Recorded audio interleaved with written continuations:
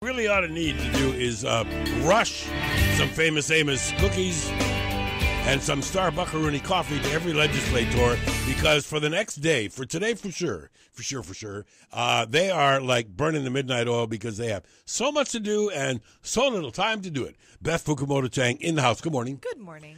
This is the time everybody sort of waits for. You get to peek see about what everybody else is doing in the other branch. You did tell me the other day that a number of bills from the Republicans, from the House, have already crossed over. Or they've had everything done on them so that they're ready for the fly. We've actually passed, I think, almost 100 I was going to say 100. Yeah. For those that don't know, is this a bumper crop year? Is this a big year? Because the number looked pretty big to me. You know, I really thought that it wasn't going to be. Yeah, but it turns out the other way. It felt like we had less bills, but now we have 200 today. We had 100 last year, or last Friday. Big. You know, before we get into the semantics and talk about some of them, there's a neat story today in the paper about the I guess 5 of the all-star bills that we got to take a look at. But I think maybe talk for a little bit about you and what you can share on your peers, count on staff for, and the amount of work that a staff member has got to do in order to gather the necessary little droplets of info you need. Right. I realized big job, I bet. Yeah, it is. I realized recently that because I was a staffer, I don't rely on staff as much as I think others do. So I spent this weekend reading all 200 of those bills. I'm going to find out today how many other legislators did. Yeah. Well, I mean, isn't it sort of Beth? And I want the whole story from you. But isn't it sort of, remember the famous Nancy Pelosi line in the Obamacare? Just read it. I mean, just sign it. We'll read it later, but just sign this thing because it's good. Right. You know? Oh, yeah. A lot of legislators definitely don't read the bills, and they rely on staff. We have our staff read the bills, and what they do is they digest the testimony for us. So there's a bunch of other testimony that comes in, and if you're not in that committee, right? You can't read it all, but it's super important. So they'll go through and make sure that they pull out the most important pieces, and they tell us who said yes, who said no, so we can go back and read those specific testimonies. You know, I always get on this bandwagon, and one of the reasons I convene this talk story, and I've done this for many, many years, is to let people know the importance of who they are and how they can respond. Because it looks to me like, you know, you spent burn the midnight oil reading. You said that one of the things that you get from staff and is parsing through the testimony or the comments. If they're not there, you know, what do you get? Oh, absolutely. I mean, it makes a big difference. And we all know if a bill has all opposition, or if it has very little support, then it does. We look at it a lot more critically and say, well, maybe this isn't an important bill, because we expect the public to at least give some input. Yeah. Well, I think that a bill that is, excuse the expression, umbilical to our wallet makes most of us stand up and take a look, right? If you explain to me that, okay, Mike, if you go for this increase on this or that, here's what it means to you and your family. Here's what's either coming out of your paycheck, or more importantly, coming out of your employer's ability to keep you hired. Right. You know, unfortunately, I kind of wish that was true, but it doesn't seem to always happen that way. For example, when we discuss the GET, when we discuss something like the rail tax, you would expect to hear from a lot of people who say either we really want rail, let's just pay it, or not, right? But what we end up hearing from a lot is interest groups. So the taxes that we really get the most pushback on are things like the soda tax, because it impacts the beverage industry, or the pension tax because AARP came out. We don't hear from individuals as much as I'd like to. You know, last time you were here, I commented on, you know, some of us in the media that aren't aware of what you all go through out in your neck of the woods to get in and out of, you know, your stuff. I want to tell you, I had the honor the other day to MC the awards dinner for the Punahou Alumni Golf Tournament out there at the Hawaii Prince Golf Course. I couldn't believe it. I mean, you know, I was asked to be there.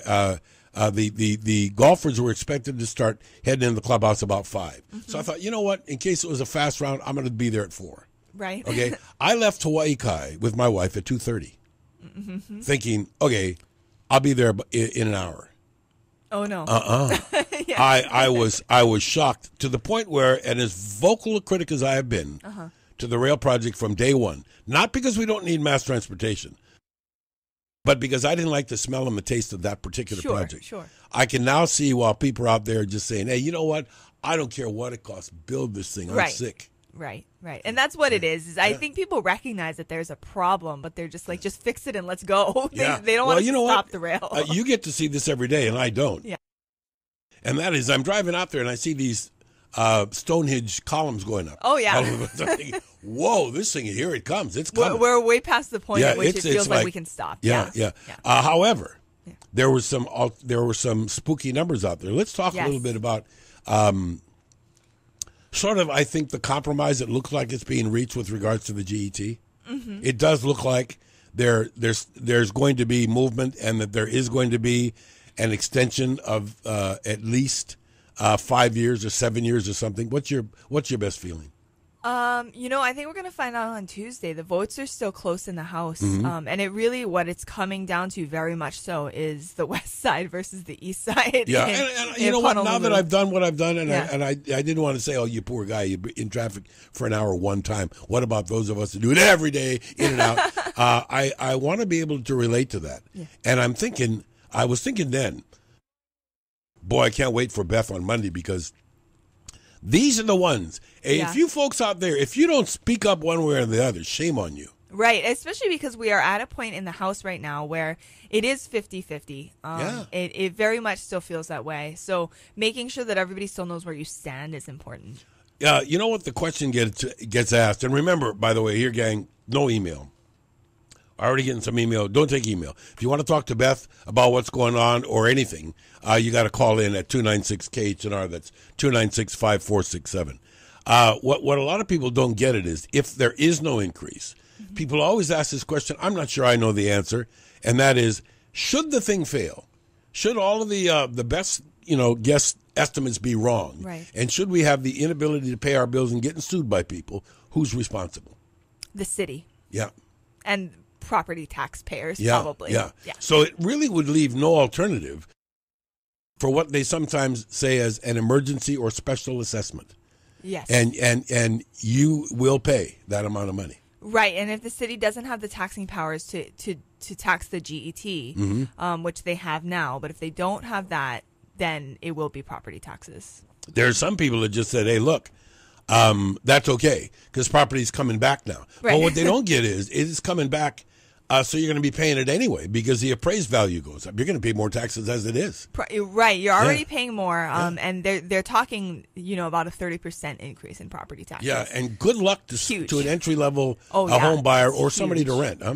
Yes. You think it's easy? It's okay. It's just going to go up on the fat cats. Guess what? We're all fat cats, or we rely on some. It's 7:15. 296-KHNR is the number. That's 296-5467. More stuff coming up, including some specific bills about birth certificates, about hospitals, about the rail tax, about everything you want to hear about.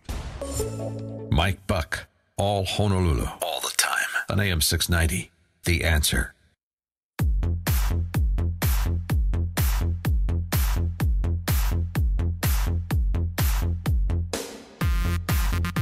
Okay, it is Beth Fukumoto and me, and we're talking legislature and the big crossover.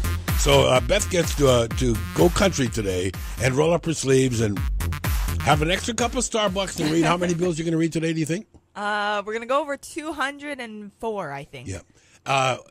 Now, before we go to the phones, quite often I'm guessing what you see in the very beginning is a bill pertaining to. Yes. So you get a sort of an idea. So it says the rail tax. Right off the bat, this is the one. I got to really look at this one. Some of them say a bill pertaining to, and then there's stuff in them that have nothing to do with what they're pertaining. How do you parse through that stuff?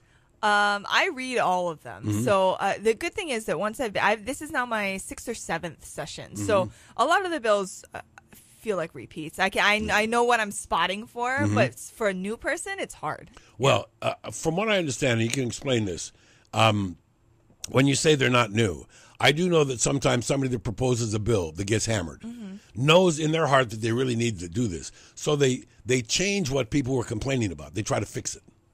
Yeah, so they'll try it multiple times, or it'll be something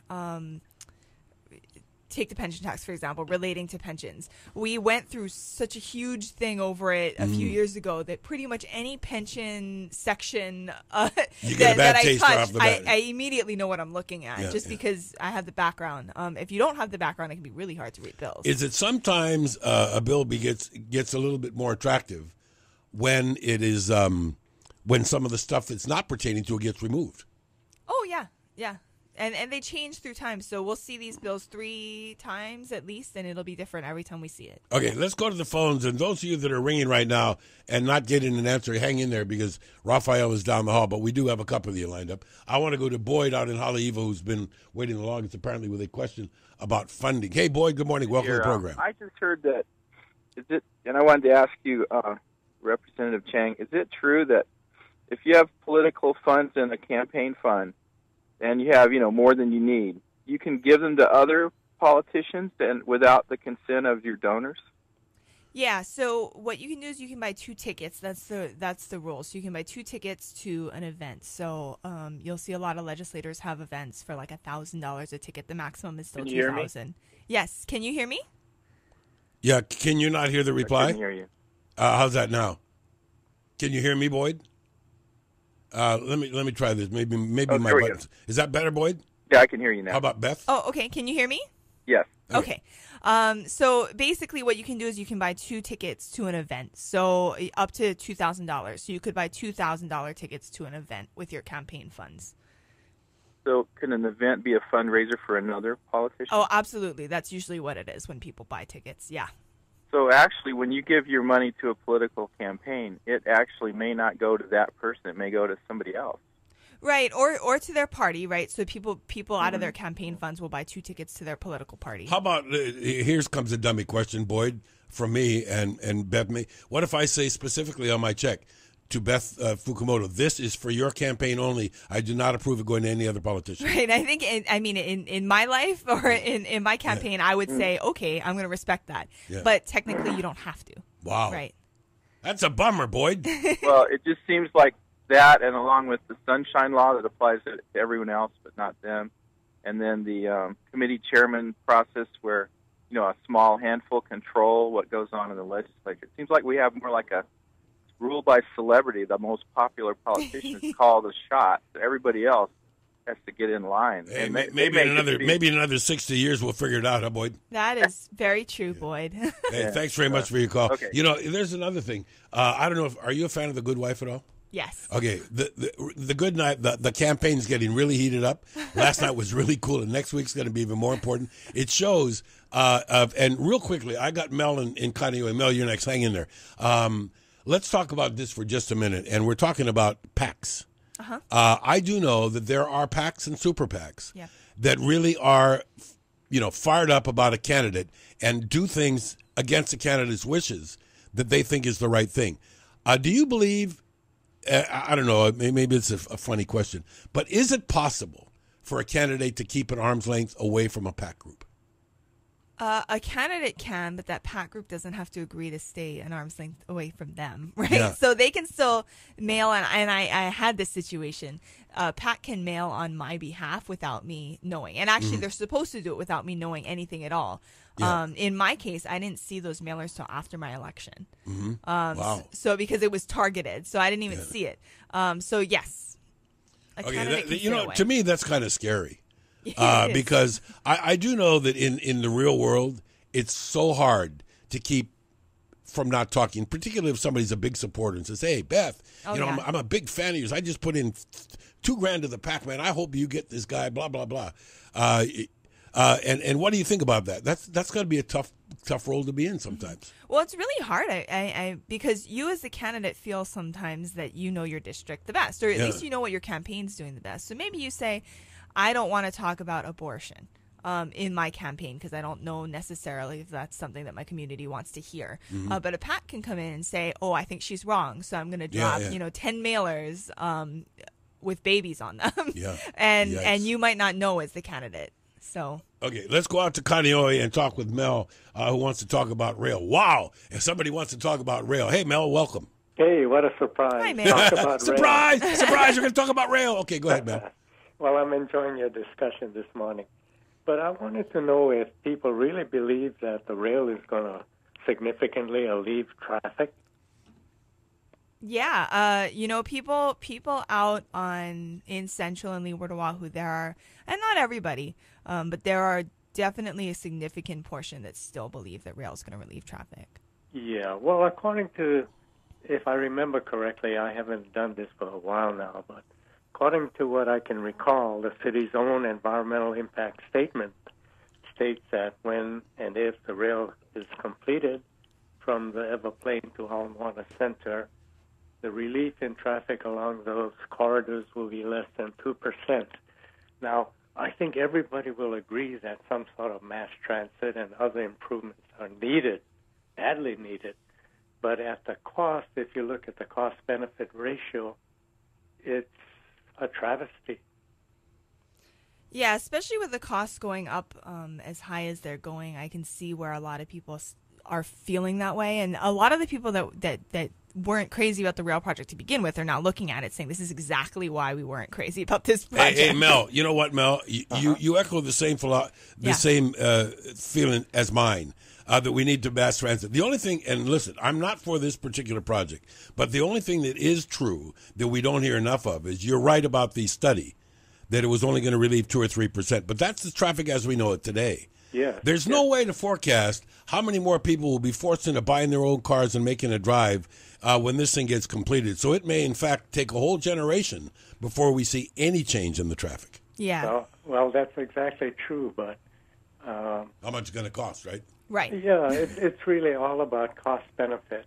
Mm-hmm. I mean, I'm not here to knock rail. I'm here to knock the cost-benefit. I think that money... I mean, if we... Panos Brevadores had some fantastic ideas. I used to visit his website often, and he and his students in transportation at UH had some very, very cost-effective ideas. Too bad at this point it doesn't look like we're going to be able to implement them. Well, you know, we rushed so headlong into this after 30 years of debate. Yeah. Once the decision was made, excuse me, it was like a freight train. Yeah, it was a rush. Yes. Yeah. Yeah. I think it's still not too late to cut our losses. Various people have come up with various alternatives. I read one comment in the editorial the other day that said, if you stop it at that bus center terminal on Middle Street and continue mass transit with an improved bus system from that point. I mean, there are alternatives. I'd hate to throw good money after bad. Yeah, you know, Mel, I wish we could continue along this vein. It is a conversation that needs to be had, but right now we're going to move to other things. But I thank you, and I want to tell you that I saw that proposal too, and I don't want anybody to throw their hands up and say, "Oh, it's too late," because really, it's never too late. Yeah, there's certain, and people have come up with some very good ideas. Yeah. I think, if you paint them into a corner, right? And I think Governor Cayetano had some good ideas too. I think he worked with Panos a lot on those, and I think we might. There are a lot of people out in Leeward and Central Oahu who are saying we need all of those things. Yeah. We really need the flyover on Nimitz and all of it. One thing, and before we go to our news break, which I think is important, Beth, I want you to just weigh in on this. When I said to Mel there that it's going to take a generation before people ride it, that's been the scenario in any other metropolis that has a rail. Yes. It goes chuggling down the rail tracks for a long time with not very many people on it. And then people think, you know what, I tried it, it's not that bad, it's going to save me a bunch of money. Yeah. But the real problem is the amount you spend to put it up. Right. And then later what in the ledge is coming out to encourage or incentivize this thing called TOD, transit oriented development. There are a lot of state lands along the rail line, a lot of state lands. And so there's a lot of opportunity for the state to build TOD or to partner, to create public-private partnerships. So the state is putting money into that to try to increase housing and increase ridership. The hope is that increased ridership and increased development will go to help pay for the rail. But I think we're still trying to make sure that actually happens. Okay, lots of comments coming in by email, gang. It's really hard. They don't count in this thing. I mean, I'll read them later. But those of you that have a comment or a question, the best thing to do is call, and you can do that right after our 7:30 report with Chaz on Tide News Director, because that's next. Good morning, Chaz. Mike Buck on AM 690. The Answer.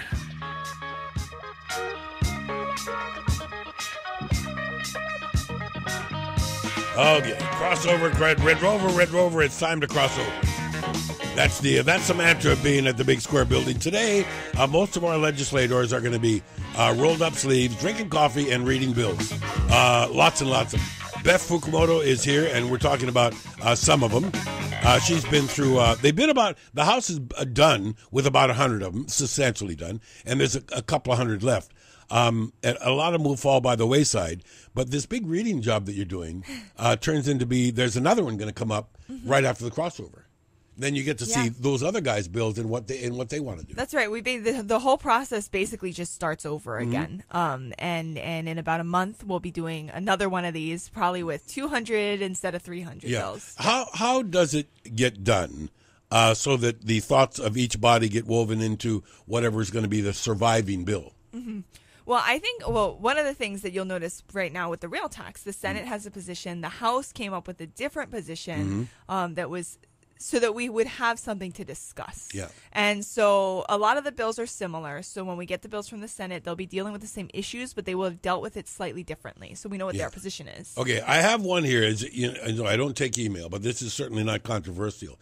And it simply says, what happens if one body kills a bill and it doesn't cross over, but the other guy's does? That's a really good point, because it could happen. And as a matter of fact, I'm guessing it does. There's no law saying that the House and the Senate have to work on the same bills until they get together. Correct. Yeah. So right now, there are some bills that have received a lot of no votes. It is possible that it could die before it passes over still. It's unlikely at this point, but it could happen. And if the Senate bill, say, let's take the rail again. If the rail tax dies in the House, we'll still get the Senate version. We can still work on it. The issue's not dead for the session, though I'm sure many would hope that it would be.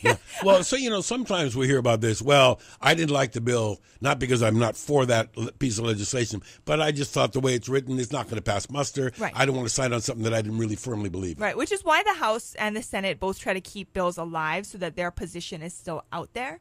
It's why you'll see a lot of things with something called a defective date. It comes effective in 2050 or something. What's the short way on you all remember when you first took office? And I knew you already had more than a pretty good idea because you were a staffer. But still, don't you find that you have to think a lot differently than, say, I do? I mean, I'm not worried about 50 years from now. I'm worried about this year, next year, the following year. Right. What you guys do in this session has decades of effect. Right. So you have to think ahead, and then you have to think as you go through the process, right? So if something comes effective in 50 years, you know, in all likelihood, that's not something that's really, there's still room for the legislature to play with that bill. So maybe you'll go reservations. Even if you think it's a bad idea, you'll say, all right, let's keep the discussion out there, right? Instead of voting no right away. So. Well, I've often, I don't know if you've heard me, but I often criticize the study that studies, because a lot of this says, what, this really is a great idea, but we better right. Study this a little bit. Right. I wonder what happened. Do you read the old studies? I mean, come on, somebody's got to read them. Yes, and the audits are often we do audits or task force reports. They can be very helpful, but sometimes they're just sort of placate people. Okay, we got sometimes a homing pigeon returning to the nest to find out about things that they are particularly interested in. Our friend Alan from Lanikai is an engineer, and one of the things that I'd noticed looking down my list of priorities of what bills we're going to talk about. Things about renewable energy. There are not a lot on I know there out of the couple of hundred, there are a couple of them, but specifically what Alan wants, I'm not sure. Alan, good morning. Welcome to the program. Yes, good morning. Good morning. Good morning, Representative Chang. Thank you for coming in. Yeah, I've got, there's a bill in the House and a bill being introduced in the Senate to force Hawaiian Electric to go to 100% renewable energy. Right now, we celebrate having the highest electric rates in the United States. And if those bills ever became law, we ain't seen nothing yet. I remember during the RIM Pact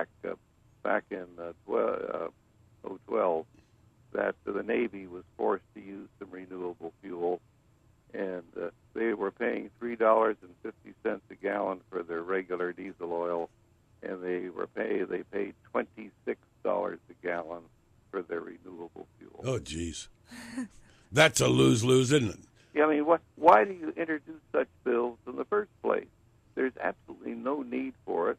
We accomplish nothing. Even if there was the so-called global warming, which at the moment is not happening worldwide, Hawaii is the proverbial drop in the bucket anywhere you slice it, and liquid natural gas is a magnificent opportunity to improve the environmental impact and substantially reduce the cost of energy. Okay, Alan, we're going to have to depart at that because I don't want to get off into a natural gas discussion. But to your point, we will get to that, and thanks very much for your call, as usual. Beth, good point, because a lot of us have been alarmed into maybe supporting something because we think of all of these horrible deals, but we don't understand what it costs to make that conversion. So Alan brings up a pretty good point. Yeah, I think 100% it's way too soon, and that's part of the problem is that the legislature sometimes overdoes it. Yeah, it's like knee-jerk, right? Yes. Oh, here's a fix. Yes, Yeah. and Lanikai in particular, a lot of times it comes out of areas like Lanikai where the legislators are hearing so much of that from their constituents that they say, oh, the whole state's going to be in favor of this. Mm-hmm. But I definitely hear coming out of my area that people just want to they want to hook up their solar to the grid, and they want to take those kinds of steps, not do like a statewide mandate. I would think that if anything, and I do know that I don't want to turn this into a conversation about natural gas because it would take hours and hours, but it certainly is a step in the right direction environmentally. At least it would seem that. I mean, it is less, impactful on the environment, but it's still major impact. But it's our habits have got to change, right? Ultimately, it's our habits usage that have to change. Yeah. Yes, and LNG is an American fuel, so that's what's good about it, and I think it's a very viable thing to have as a bridge, basically a bridge fuel. But okay, like I said, we could get off on that, and Rafi, get back to the phones. We get off on that for sure. But before we do that, I want to get to a couple of other things. One of the big darling bills coming up is this dispensary business for medical marijuana, and there's so many people that are opinionated on that thing. Where are you with this medical marijuana thing? It's been legal here for a long time, but yet it's not. Yes, so actually getting medical marijuana has still been a little bit of an issue for people. It's also been an issue for law enforcement because people right now are allowed to grow, and the definitions of mature plants versus immature plants and how many marijuana cards you have on a property. I mean, you really could be growing 30 or 40 plants on your property. See, isn't that a quintessential example of all of the angles that you all have to take a look at before? Right. The bill may be a great idea, but there's somebody says, why 26? Why does somebody have to have convenience of a street corner of a Starbucks? Why can't they get it a month in advance, and all that stuff? Somebody called up the other day and said because they can't afford it, because the stuff is not cheap. Yeah. So they can't afford getting it for a month and not having to make as many trips to the dispensary. Right, and a lot it's true. We have to look at it from different angles. Like I said, the law enforcement angle, but I mean, also people think this is a pathway to retail marijuana sales. Yeah. Okay, plenty more to talk about, including your opportunity. Brett out in Ever Beach, you hang on. I'll be with you in a minute. You're going to be next. He wants to talk about the GET tax committee and what's going on with that. But right now.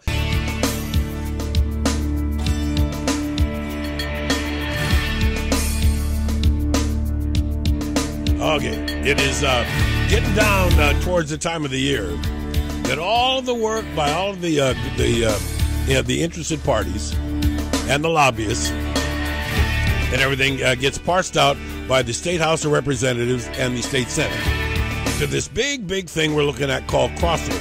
Beth Fukumoto Chang is with us, and we're really talking about the actual D-Day, if you will, this year is Thursday. Yes. Yeah. You know what I think is interesting? Before we go to the phones, did you see the other day where Washington, D.C., because of the weather, was virtually shut down? Yes. I mean, nobody was anywhere. And can you imagine the price that they pay to walk to their office in this kind of weather? Oh, yeah. I mean, I'm freezing cold. Milani was in the 50s this morning, but it's not that cold. Okay, let's go to the phones. Brett is out there at Ever Beach with a question about one of the bills that's coming up, which is a real big one about this GET tax. Hey, Brett, thanks for hanging on. Good morning. How's everybody doing this morning? Good. What do you got? The House bill on the GET tax that lowered it to 0.25%. I was looking on the legislative webpage, and I noticed that the bill came out with a vote of 8-7, with one Republican representative voting yes and one Republican representative voting no. I was just wondering why, if you know, the one representative voted yes with reservations, why he didn't vote no and basically kill the bill coming out of committee unless there's something else that would have happened. They maybe have another committee vote. I don't know. And I'll take your answer off here. Yeah, thanks. I think that's great because it alluded to something we were saying earlier about this yes with reservations. What can you tell us about that, Bill? Well, yeah, we have a lot of representatives who are going to vote reservations, and they're still going to vote reservations, even though they're third reading bills today, just because they're things that they still believe should have discussion. And I think that the representative that voted with reservations still thinks that this needs to be under discussion. This bill in particular that's coming out of the House is actually a tax reduction. It would cut the GET in half. For the next few years that it's supposed to be in place, and it doesn't provide an exemption at this point in time. You're talking about the GET for the rail. For the rail, yeah. Right. And when he said 0.25, that means 0.25% instead of 0.5%. Right. So it's supposed to be 0.5%. This cuts that 0.5% in half. And what that does is it cuts rail funding. So there are a bunch of different ways you can look at it. I think we all know that in the end, this is supposed to be a rail tax increase. Now, had it died in Finance Committee, I will tell you right now, it would not have died. Somebody else would have changed their vote. It would not have been. It would not have died. Most of the Democrats, especially the ones that are at a higher level, are going to hold their vote to the end. You'll notice if you watch the tape, the Democrats that voted at the very end would have had to keep that bill alive, switch their votes to yeses. Yeah, that's so interesting because unless you really know some of the, I don't know, the back of the house play that's going on, it looks like, gee, why did that person vote against it? Right. If that Republican had reservations, why didn't he just kill it? But again, I mean, a lot of us believe that things still need to be open for discussion, and I think that on this issue, he felt that way. Okay, what is I don't even know why this bill is still alive. I guess there's somebody that's fighting for it. There's a measure about birth certificates, and it has to do with if somebody's gone through an operation to change their sex, that they can change their birth certificate. And there's a lot of people that say, wait a minute, at the point in time that person was born, weren't they a so-and-so or such and such? Right. How can that be changed? So right now, actually, they are allowed, as long as they have an operation, they're allowed to change their birth certificates already. And a lot of people don't know that.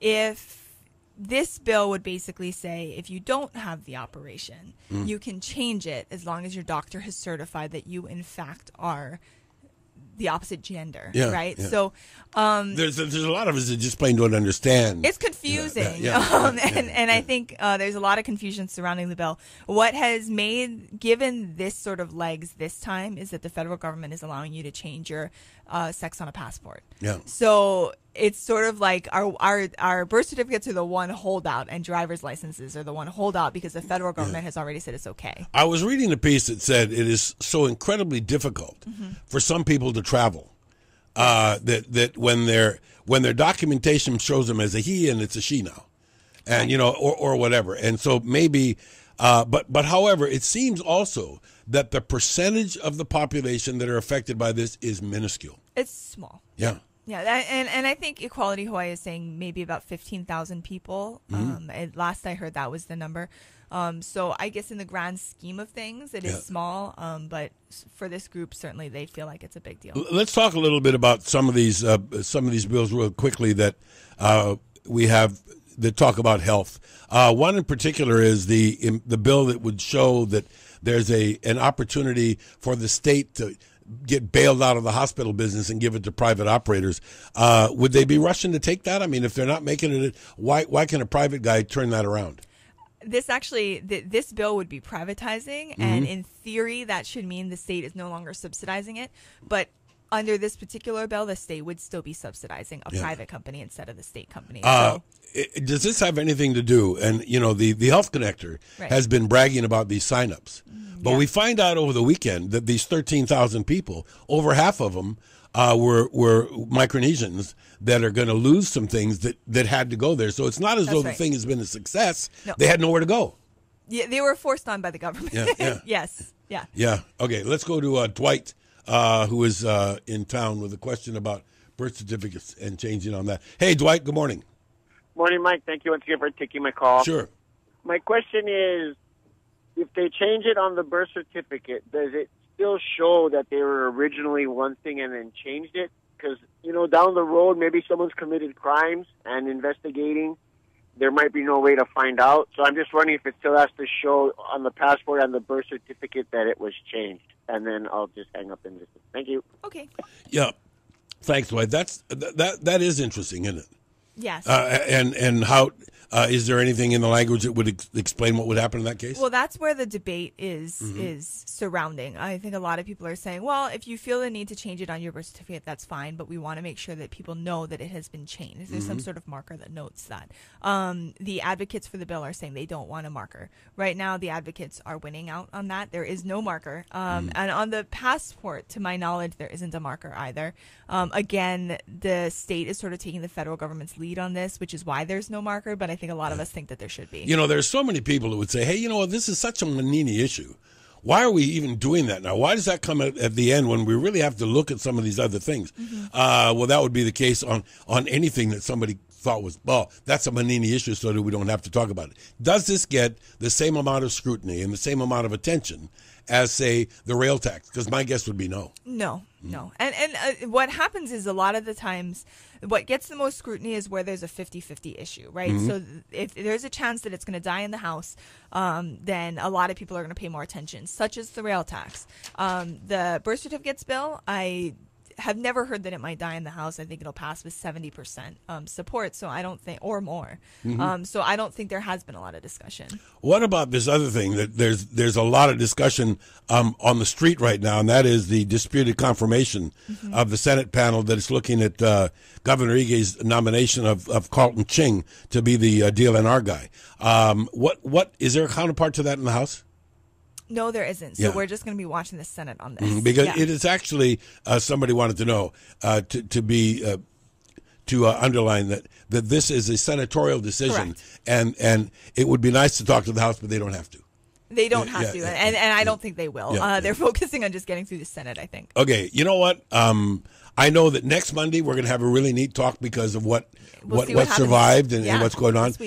If there's anything that you want a constituent or maybe even a voter in your district to take a look at and to give you some input on, what would it be or what would they be? There's something right now called the Hawaii Open Budget, and our House caucus worked on it with Sam Sloan in the Senate. HawaiiOpenBudget.com, and that is HawaiiOpenBudget.com. That sounds ominous. Yeah. Well, it basically is a way we put everything up online, and people can go on there and see where their tax dollars are going. Next week, the budget committees are going to be voting on the budget, so this would be a good opportunity for people to give some input on that. Is there a way for somebody to find out, I'm really in favor of this bill, but I'm afraid what it's going to cost? Are there markers that show that, or probably no? Yeah. And a lot of the bills, but you guys have to look, right? We should. Yeah. A lot of the bills that are moving through right now have empty appropriations, meaning we don't know how much it's going to cost right now. So we're just keeping the bill alive until the end. Because, the only good thing that comes out of this is there's no bill to cancel the mandate for a balanced budget. Right. I mean, we do have to sort of watch our pennies. We do. Okay, so today is extra Starbucks, right? Yes, and right. And hope that the kids don't have any really urgent problems to discuss, right? And all of you are going to read some bills. And then, but the actual day that they go means Thursday. So we're voting tomorrow for the most part. That's Tuesday. And then Thursday will be the actual day that it crosses to the Senate. Yeah. Boy. So is it a woman's work is never done, or a legislator's work is like halfway done? It's about a third now. Yeah. Hey, thanks, Beth. We'll see you next time. Thank you. Okay, and thank you for listening. We'll be